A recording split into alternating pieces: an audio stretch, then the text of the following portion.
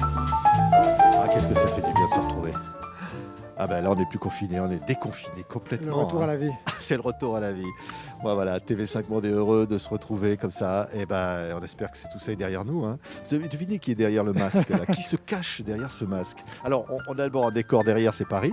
Absolument. Pas trop le décor habituel Non. de ce monsieur que j'ai en face de moi. Absolument. Hein J'ai dû voyager pour être avec C'est vous ça. ici maintenant. Ouais, il y a un endroit, ça se rappellerait pas Genève, par exemple. Par exemple, Et alors, les palaces, tiens.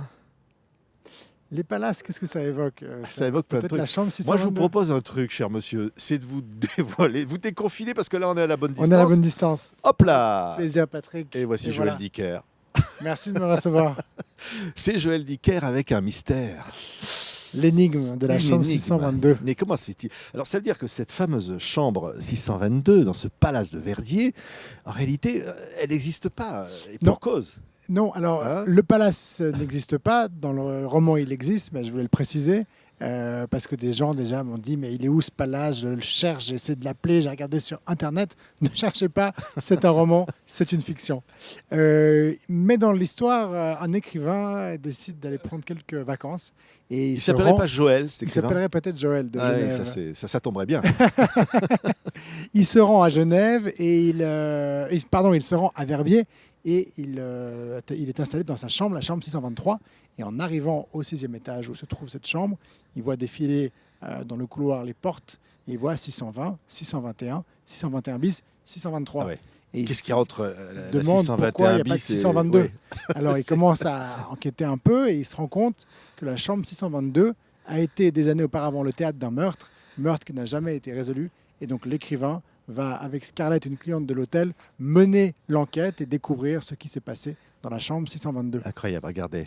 Hein. Alors, c'est important de dire que c'est les éditions de Fallois qui publient ce livre. Oui, très important. Il y a quelque chose peut-être qui serait à l'intérieur du roman aussi en rapport avec cet éditeur incroyable qui était Bernard de Fallois.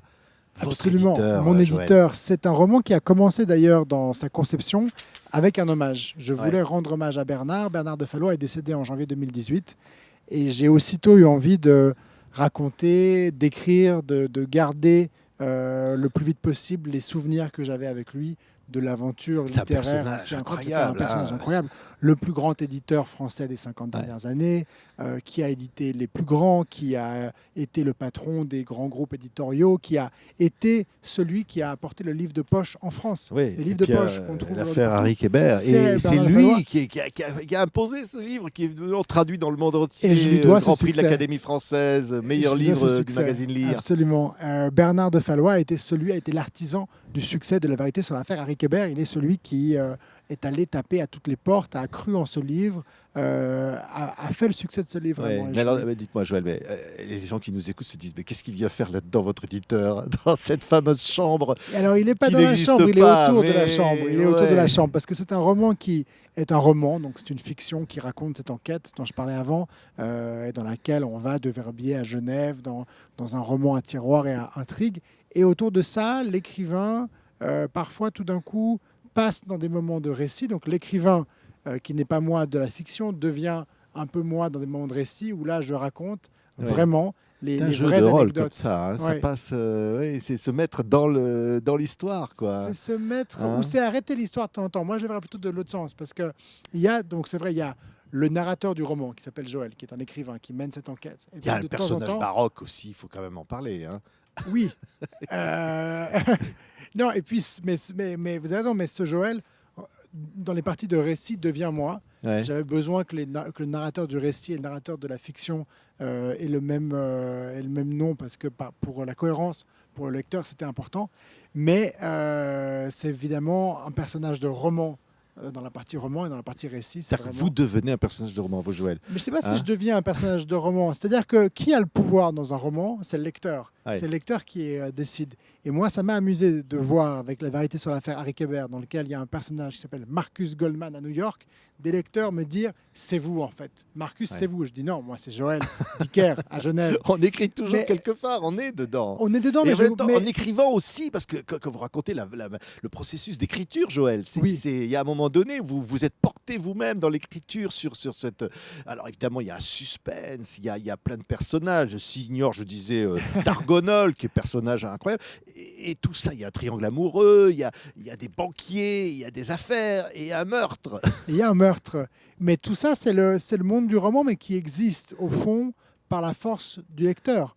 Parce que le lecteur le lit, parce que le lecteur veut bien y croire. Pour moi, la littérature est un jeu dans lequel le romancier ne peut pas exister s'il n'a pas le lecteur qui accepte de jouer avec lui. Donc c'est pour ça que je dis que le personnage qui s'appelle Joël dans le roman, dans la partie fiction, je peux vous dire que c'est moi ou que ce n'est pas moi, c'est le lecteur qui décidera. Et vous pouvez, vous, romancier, écrire ou décrire un personnage pendant 10 pages avec tous les détails possibles et imaginables de son visage, de son physique, de sa peau, de ses vêtements, absolument tout. Si le lecteur l'imagine différemment de ce que vous l'avez décrit, le lecteur gagne. Le Ouais. personnage sera Ouais. différent. Et c'est ce qui me plaît beaucoup. C'est incroyable parce que le lecteur aussi est surpris à certains moments. C'est-à-dire qu'il y a des personnages, le lecteur est témoin lui-même de Oui. choses qu'il est le seul à voir. Et puis il y a d'autres personnages qui interviennent, qui font basculer les choses. Et puis à un moment donné, il y a une cohérence qu'on retrouve dans ce récit. On dit, ah, d'un coup, là, on comprend ce qui est en train de se passer, ce qu'on Oui, avait vu jusque-là. Oui, le lecteur, il est un personnage aussi à part entière parce qu'il se promène dans les couloirs, parce qu'il est témoin d'événements que lui seul voit.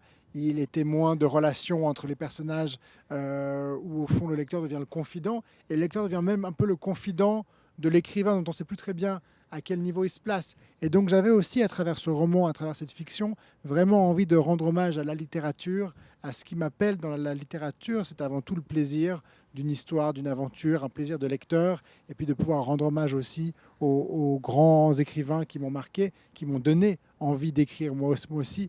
Et il y a un peu, voilà, il y a des hommages à Gary, à Albert Cohen, à Garcia Marquez aussi. C'était important pour moi. C'est un hommage. Alors, on disait tout à l'heure en riant, hein, parce que bon, alors, tout ça est derrière nous, Joël. On a été confinés. Hein. Oui. C'est bien passé d'ailleurs en Suisse. C'était pas trop dur. Bien, Ça donnait envie de lire aussi. Hein. C'est rendre hommage aussi. Alors, il y a le problème des libraires qui risquent Ouais. de fermer. Il y a tout un contexte compliqué hein, aujourd'hui. Hein. Non, c'est-à-dire que maintenant, il faut vraiment arriver à ce que chacun prenne la mesure de sa responsabilité.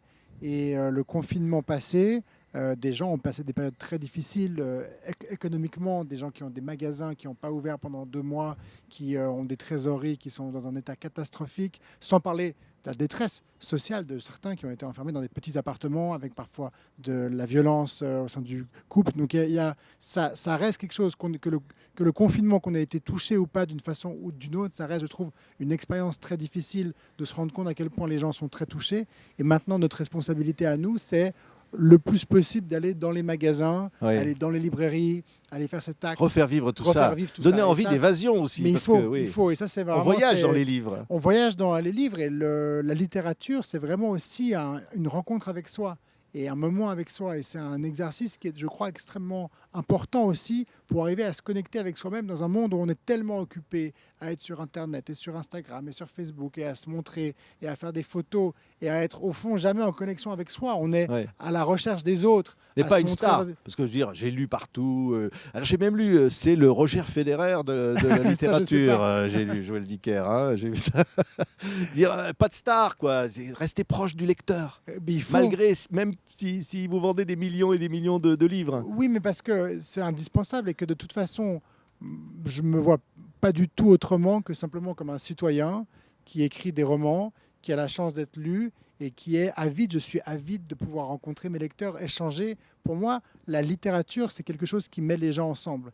Et de ce confinement, malheureusement, pour le moment, enfin de cette situation du coronavirus, malheureusement, empêche d'aller en librairie et empêche de faire des séances de signature en librairie parce qu'on doit rester à distance, donc les conditions ne sont pas réunies. Et ça me manque beaucoup de ne pas pouvoir rejoindre mes lecteurs, de ne pas les retrouver, de ne pas avoir ce contact. Ça me manque beaucoup. Ouais, mais j'ai l'impression que votre souhait, c'est de confiner les gens en les tenant dans la lecture. C'est-à-dire que ce bouquin, on le commence, on ne peut plus l'arrêter, presque 600 pages. Ce qu'on fait, le confinement, de dire, voilà, vous ne pouvez plus lâcher. vous ne pouvez plus le lâcher jusqu'à la dernière page. Mais ça, c'est le plaisir de lire, mon Ouais. livre ou d'autres, hein, mais c'est le plaisir de la littérature. Et j'ai envie de dire aux gens, je suis certain, vous, si vous n'êtes pas des lecteurs, que vous l'êtes au fond de vous-même. Et que je crois que tout le monde aime lire, mais que tout le monde ne le sait pas encore. Et la lecture, qu'est-ce que c'est? C'est pas devoir bloquer une soirée, 3 heures toutes les semaines pour lire. Non, c'est avoir un livre avec vous et dans les temps morts, dans l'attente, quand vous êtes dans le métro, dans le bus, quand vous avez une pause et que vous êtes seul, ou quand vous êtes au café et chez le médecin et que vous attendez. On a tellement de moments de pause dans la journée, 10 minutes là, un quart d'heure là, 10 minutes ici. Lisez, ayez un livre, ayez ce réflexe de lire, pas de sortir votre téléphone pour regarder de nouveau ce que vous avez déjà vu 10 fois dans la journée, mais de consacrer 10 minutes là et 10 minutes là à lire tous les jours. Vous allez voir que sur la semaine, sur le mois, vous allez lire énormément. Vous allez voir à quel point combler ces moments de pause avec une lecture, que ce soit du roman, de l'essai, ça vous amène une richesse absolument extraordinaire. Ouais. Que s'est-il passé dans la chambre 622 aux éditions de Fallois, c'est le nouveau roman, l'un des grands romans post-confinement de Joël Dicker. Merci beaucoup Joël. Merci Patrick, merci à vous. d'être venu nous voir sur TV5. Merci beaucoup, Joël. à bientôt.